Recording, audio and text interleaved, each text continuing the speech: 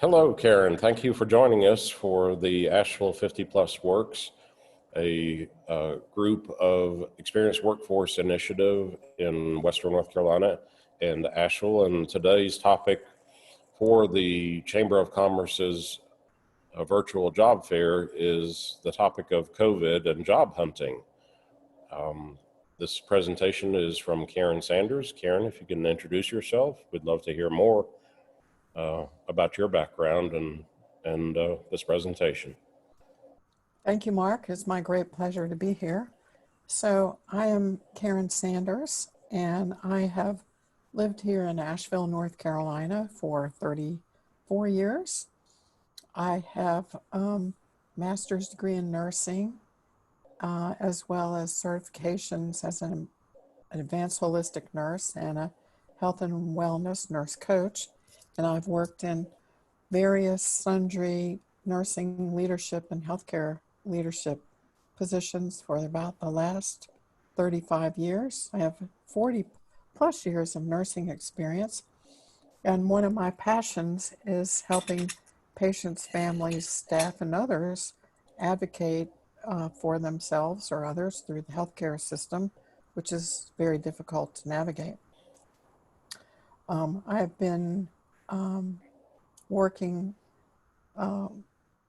with the 50 Plus initiative for about 2 years, so it is my great pleasure to present this topic on COVID and job hunting.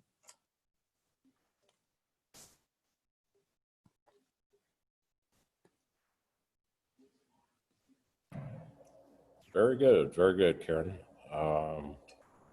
Eager to learn more about this. I believe this topic came around as part of the chats amongst our team, how COVID could potentially be a limiter for the 50 plus worker in Western North Carolina. So we're eager to learn more.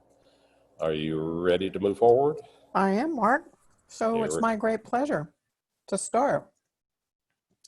So for the next 30 minutes, I'm going to talk about COVID and job hunting. And let's get started here. So our objectives are going to be describe how to advocate for self as an applicant seeking employment in the COVID environment, identify key issues concerning COVID to discuss with your potential employer, which may include social distancing, testing, quarantine, isolation after a COVID exposure, discuss how to identify yourself as a potential employee who may have been exposed to COVID, and describe the components of a conversation you plan to have with your potential employer about COVID prevention. So we're just going to talk briefly about what is an advocate. So an advocate is a person who stands up or speaks out for a person, cause, or idea to encourage the listener to take a specific course of action. And when we talk about advocacy and when we do advocate, we're not always certain how successful those strategies are going to be. And we know that if we don't speak up, someone else may or will be making the decision for us. An advocate is also someone who can get help and encouragement during or after a moment when one stands to speak up. And we know that the tools of the advocate are words which provoke responses and change people's minds and lives and our world. So let's talk a little bit about advocating for yourself while job hunting. So there is a fabulous article that if I had a magic wand, I would have everyone in the United States read this article. It's written by a man named Dr. Erin Bromage. The article's titled "The Risk, Know Them, Avoid Them," which was published on his blog site on May 20th. Dr. Erin Bromage.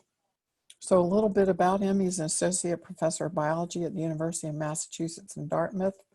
He has a whole lot of varied experience. He graduated from the School of Veterinary and Biomedical Sciences and in Australia. Then he got a postdoctoral training at William and Mary with the Virginia Institute of Marine Science in comparative immunology.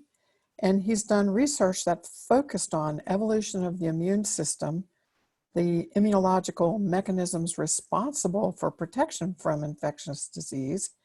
And then in 2007, he joined the faculty of the University of Massachusetts in Dartmouth, where he teaches courses in immunology and infectious disease. And in fact, for this semester, he is currently teaching a course on the ecology of infectious disease, which focused on the emerging SARS-CoV outbreak in China. So he's got tremendous experience, and he wrote this great article. So he had some recommendations and some stories to tell in this article. And he talks about the workplace as being a place where COVID is very prevalent. And there was an outbreak in a call center that they studied, and a single infected employee went to work on the 11th floor of a building, and it had 216 employees. And of those, 94 employees are infected from just one infected employee. So 43.5% of the 216 employees became infected. And on one side of the office, it was very populated with employees, and on the other side, it was pretty empty. And what they were trying to quantify was the exact number of people infected by respiratory droplets, but they couldn't figure it out. But what they did see is being in an enclosed space and sharing the same air for a prolonged period in time increases your chances of exposure of infection of COVID. So this example just highlights the importance of exposure and time in the spread of COVID. So I thought that was a great study. And then he further goes on and says in this article that the main sources for COVID infections are home, workplace, public transport, social gatherings, and restaurants, and these account for 90% of all transmission events. So how does this information transmit into advocating for ourselves while job hunting, which includes submitting applications and interviewing? So from Dr. Bromage's article, we know that when we are interviewing and applying for jobs, these are the things to consider. That indoor spaces with limited air exchange or recycled air, or where there are lots of people, are very troublesome in terms of being exposed to people with COVID. And we know that viral exposure over an extended period of time is what causes us to receive the COVID virus. So social distancing is to protect us whether we're outside or inside. So when we go in to apply for jobs somewhere, or when we go to interview, we need to be considering the volume of airspace, or proximity to a lot of people could be inside or outside. So we have to learn to look at our environment and make judgments about the number of people. And we have to say, how long are we going to be in this environment? So from Dr. Bromage's article, it really depends on the dose of exposure. So the amount of people we're exposed to times how long we're in the environment, and that becomes more problematic to be exposed when you're in crowded environments for long periods of time. And one of the things that's just recently come up this week is that we're having a lot of demonstrations by hundreds and thousands of people all over the United States. And as I've watched these demonstrations with great sadness and great hope and great love, is that many people during these demonstrations are not wearing masks. So part of the learnings also from Dr. Bromage's article is to pay attention to the surfaces we're touching, wash our hands frequently and often, and avoid touching your face or stopping touching your face. And Karen, to further reinforce what you're talking about, I have a screenshot of real-time data from Buncombe County. Karen and I are in Buncombe County in Western North Carolina, Asheville area. I'm just going to quickly share with you a screen that is real-time data, and it really reinforces what you're talking about. Can you see that screen? I can see it, Mark. And what's especially sad in here is Buncombe County right now has a ratio for 1 out of every 693 individuals have been infected. So in a nutshell, for every 700 people you run into, there is a likelihood, a probability that you have been exposed to somebody that's been infected. So it really does further reinforce what you talk about, being aware of that. So just wanted to share that. Just seemed to be very appropriate. And Karen, if you can take your screen back. All right. Thank you, Mark, for sharing that. That's very important. It's very important. So let's talk a little bit about the process of applying for jobs and interviewing. And I just want to point out that wherever you go in public places, or more being in front of or next to people that are 6 feet, at least 6 feet away, please wear a mask. And before you sit down in a public place, wash your hands and apply your mask. So let's say you are someone that doesn't have very good broadband, or you don't have very good Wi-Fi, and you need to submit an online application, which could be at a library or college or other public facilities, is to sit down, and before you sit down, wash your hands and pay attention when you're submitting those online applications about how crowded they are. Other places to go that we know have great Wi-Fi are Starbucks and McDonald's, because we can take our laptops or phones and we can apply online for different employment opportunities. And so as you're looking, is this place really crowded? Is it better for you to go early when there are not as many people there and submit your application early before there's a rush of a lot of people in these places? Or is it possible for you to come back later? And if you are using public transportation to go to a place like Starbucks or McDonald's or libraries or colleges, or you're going to an interview, it's really important to wear a mask and wash your hands when you arrive.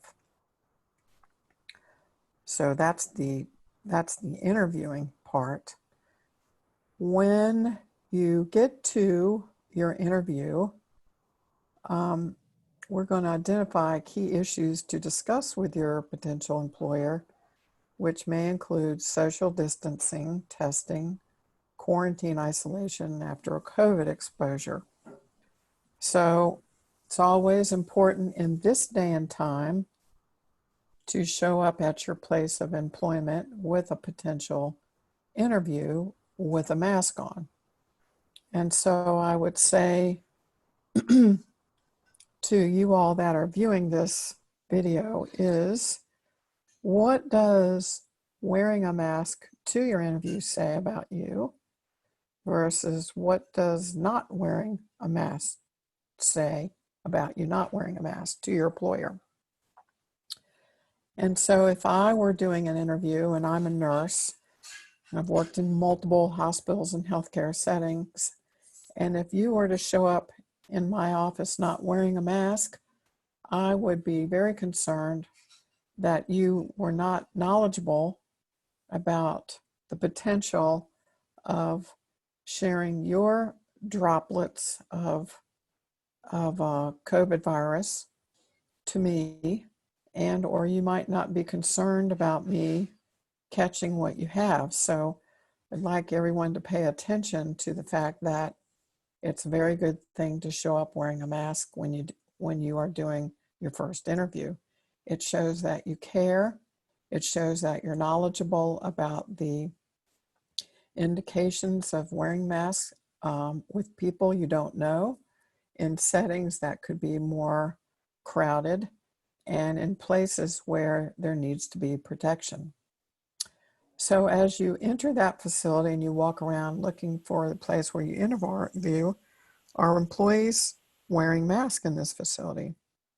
Are only a few wearing masks in this facility? And when you sit down with your employer, these are some questions you can ask, like, are employees allowed to wear a mask in this facility? And how is social distancing managed in this facility? Am I going to be sitting at desks right next to each other in cubicles? And if that's so, what kinds of measures are being taken to keep us from contaminating each other? So on the news, we've seen that in some businesses, they are putting up plexiglass barriers between people that have to work in cubicles. If someone does have COVID at this facility, how is that employee handled, or where do they get sent to get tested? And does this facility, if you're an employee there, does the facility pay for testing? Does the facility provide masks to wear?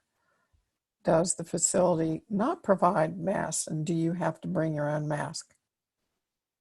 If I was applying for a job and the facility would say to me that I have to provide my own mask while I'm working, I would be concerned about that.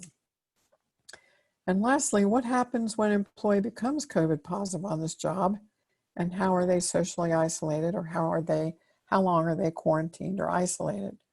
In some places, they send employees off for 2 weeks. In some places, it might be just 1 week, but it's important to ask these employers of yours, your potential employers, what are the answers to these questions? And this is a way that you can advocate. This is a way that you can stand up and speak out for yourself as a potential employee. I have an anecdote about somebody I know who works in a grocery store. And approximately 1 month ago, after the COVID virus was very prevalent in this area, no masks were available to employees, and there were no lucite barriers at checkout. There was no 6 feet distancing. There was no tape on the floor to keep customers from getting in each other's spaces, and they were asked to buy their own mask to wear. After a few weeks went by, the store began implementing and putting up more barriers and paying employers. They were paying employees to wear masks, and then they bought the mask, so that was good. And then they started implementing bonuses and higher hourly rates for employees, because they also noticed they had a huge turnover and they needed to incentivize their employees to stay because they'd been trained and they didn't want them to leave. Also, when employee developed a cold or an allergy, this employee was sent home for a week for quarantine. So again, it's important to say to your potential person with whom you're interviewing, what are the policies your potential place of employment utilizes when there are COVID issues? What's your mask policy? What is your social distancing policy at the workplace? Who pays for COVID testing? And where is COVID testing gone on, or is that occurring? What happens when an employee catches a COVID or a cold or a virus?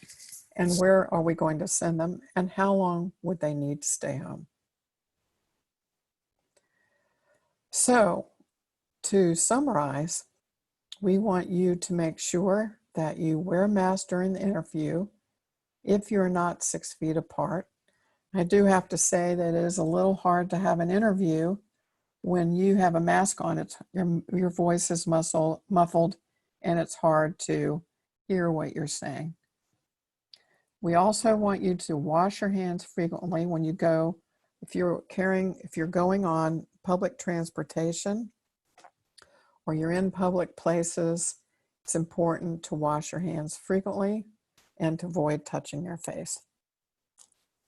We know that exposure to COVID is exacerbated or worsened with the more time you spend in a space when there's more people in the room. So pay attention to that. Do you want to work in a space where you're going to be shoulder to shoulder with employees, your fellow employees, who are not wearing masks?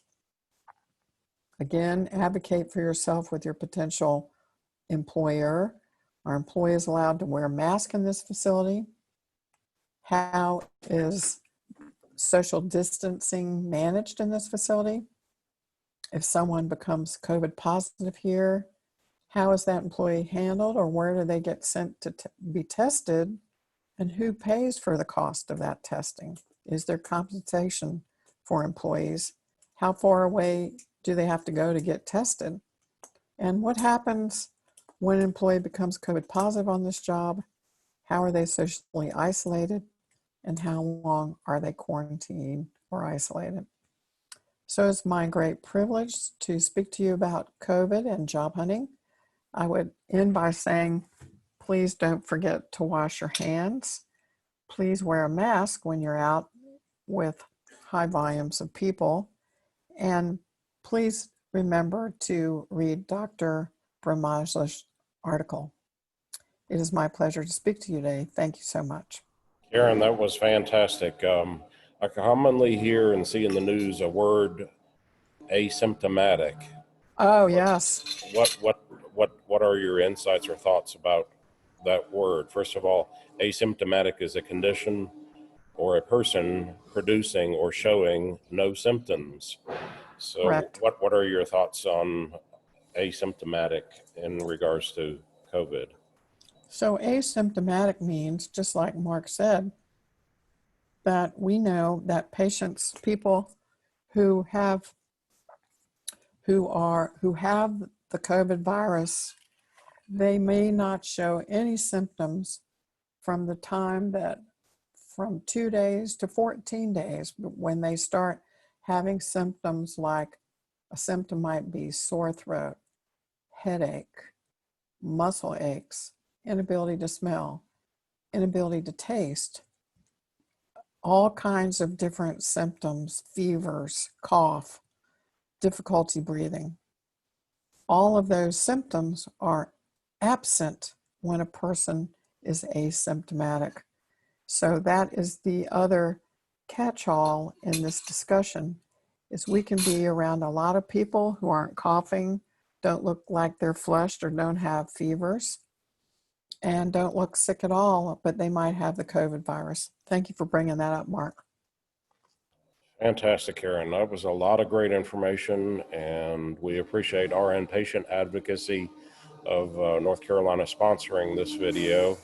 I'm here on the behalf of WebTech Czar in Western North Carolina, sponsoring the broadband project, Western North Carolina broadband project, trying to improve the broadband connectivity so that telemedicine and the use of video conferencing can be more readily available for those folks and minimize that potential of person-to-person contact where COVID could be spread.